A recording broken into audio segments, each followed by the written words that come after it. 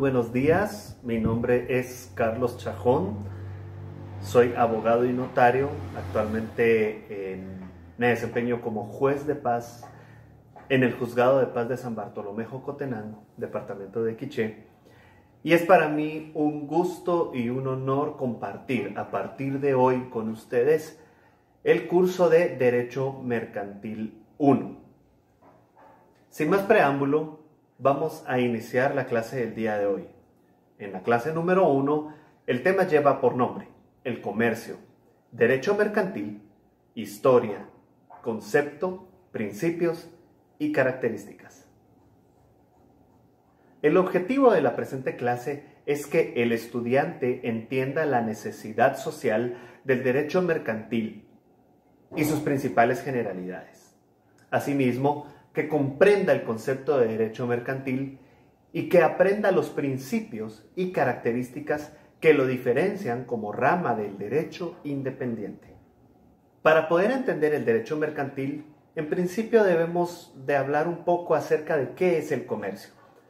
Entendemos entonces como comercio el intercambio de bienes y servicios entre varias partes, a cambio de otros bienes y servicios diferentes o a cambio de dinero. Este es un concepto bastante corto, pero que nos ayuda a ilustrar el contenido del derecho mercantil.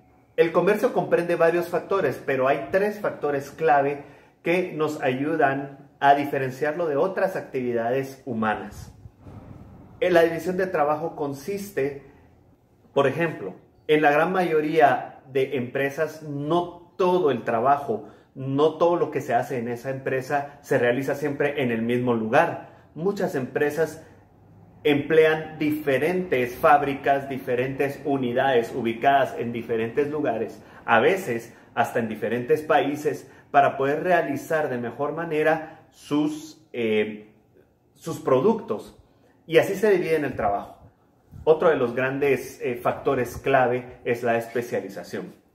Entendemos como la especialización el hecho de que un comerciante en especial se dedique específicamente a realizar cierta tarea o cierto producto, a prestar cierto servicio que lo diferencia de los demás.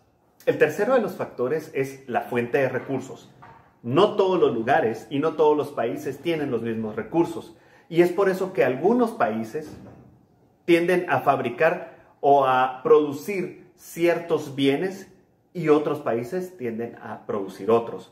El comercio es casi tan antiguo como la sociedad humana. Desde que se empezaron a dar los primeros intercambios que estoy seguro en Introducción al Derecho se vieron, tales como el trueque, el intercambio de mercancías, desde ahí empieza la noción del comercio. Sin embargo, esta noción se va viendo reafirmada a partir de la Edad Media. Los siglos XI y XII reflejan un cambio sustancial en el comercio por una razón en específico. En los siglos XI y XII en Europa comienzan a asentarse las primeras ciudades. Ciudades tales como Londres, como París, ciudades tales como Madrid, empiezan a tener un auge y empiezan a aumentar su población. De manera que las poblaciones o los habitantes de las poblaciones circunvecinas a estas ciudades empiezan a emigrar hacia las ciudades y se empiezan a formar los primeros grandes centros urbanos. Y en estos centros urbanos empiezan a surgir personas que se empiezan a especializar en ciertas tareas en particular. Y ahí empezamos a hablar de comerciantes. Como segunda fase del derecho mercantil, podemos encontrar la fase de adecuación y codificación. En esta etapa se abandona el enfoque del derecho mercantil enfocado únicamente en los comerciantes como personas y empieza a enfocarse el derecho mercantil en la actividad comercial. Por lo tanto, en esta etapa empieza a surgir la noción de que el derecho mercantil va a comenzar a aplicarse en aquellas relaciones en las cuales haya una actividad comercial, aunque una de las partes o ambas partes no sean comerciantes. Luego tenemos la etapa del derecho mercantil contemporáneo. Esta etapa se ve influenciada por dos grandes acontecimientos. En primer lugar, la revolución industrial que acaece principalmente en Europa en el siglo XVI o XVII. El segundo de los grandes acontecimientos es la globalización. La globalización favorece el tránsito de las mercancías a través de medios de transporte mucho más rápidos y a través de la desregulación o la facilitación del tránsito de bienes y personas entre los diversos países. El tránsito de estas mercancías puede hacerse mucho más rápido, de manera que pueda ser trasladada del productor al consumidor de una manera más rápida. Como cuarta etapa, y es una etapa en la que estamos entrando ahorita y que se va a dar a futuro, podemos tener en cuenta la revolución tecnológica.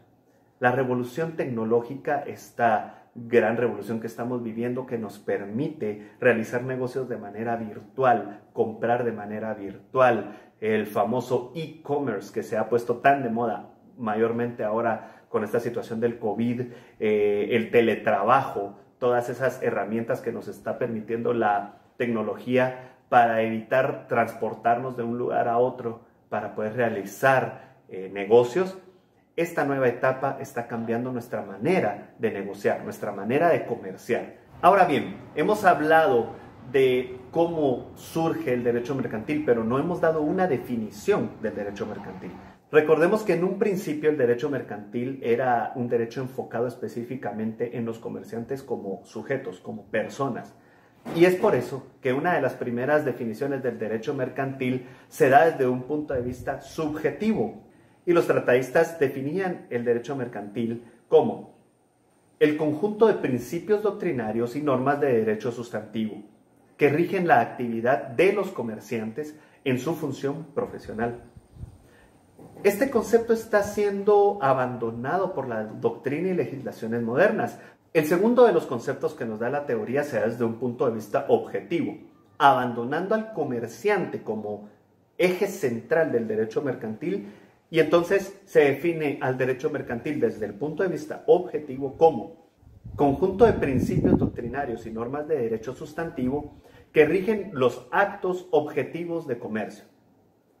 Este concepto toma al comercio como un acto humano y lo vuelve el centro de atención del derecho mercantil. El tercer concepto que quiero compartirles de derecho mercantil es aquel que se enfoca en los actos de masa.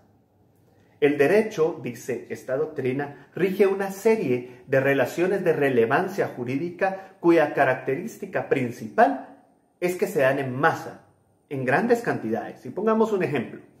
Una compraventa es un acto de comercio, pero no es lo mismo que yo venda una casa, que quizás vendo una casa hoy y nunca más en mi vida vuelvo a vender, a que un fabricante se dedique a construir cientos o miles de casas y las venda. Por último, para objetos de clase vamos a utilizar la siguiente definición.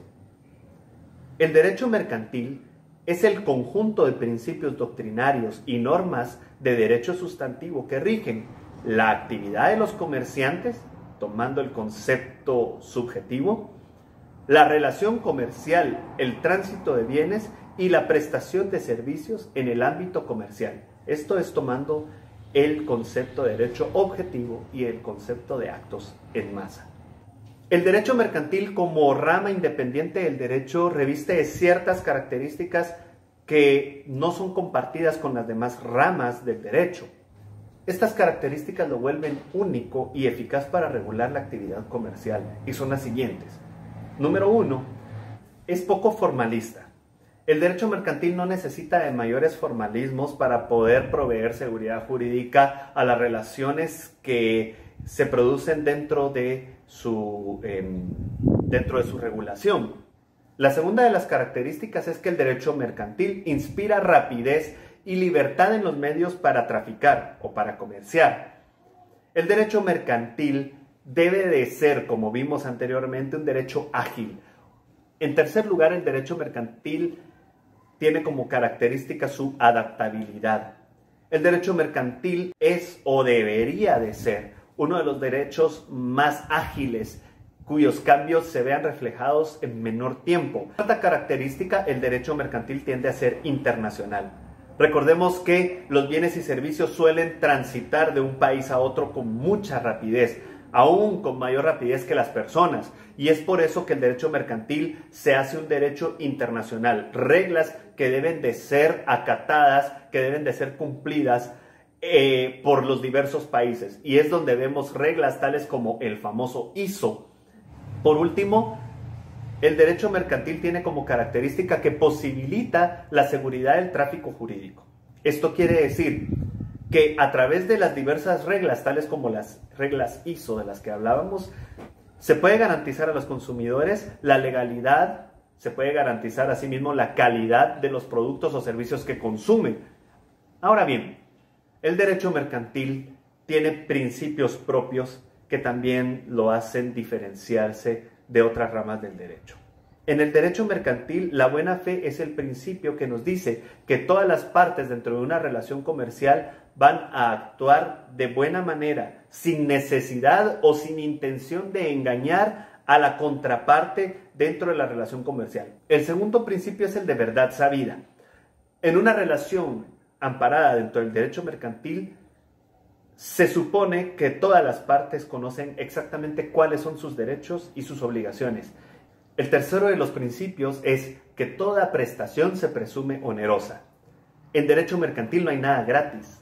Todo el derecho mercantil está diseñado para que se produzca un lucro, para que se produzca una ganancia. Como cuarto principio, el derecho mercantil consagra la intención de lucro. Se supone que el comerciante en todas sus relaciones va a obtener un lucro, va a obtener una ganancia. Como quinto principio, mencionamos que ante la duda se deben de favorecer las soluciones que hagan más segura la circulación. Así es que en esta clase hemos podido, en primer lugar, dar una pincelada a lo que es el comercio como génesis del derecho mercantil. Hemos también dado una pequeña pincelada a los orígenes históricos del derecho mercantil. Estudiamos los conceptos de qué es el derecho mercantil. Y también hemos estudiado sus principales características y los principios de interpretación que nos van a ayudar a estudiar el presente curso. A continuación, dejo una serie de preguntas que el alumno deberá contestar respecto de la presente clase.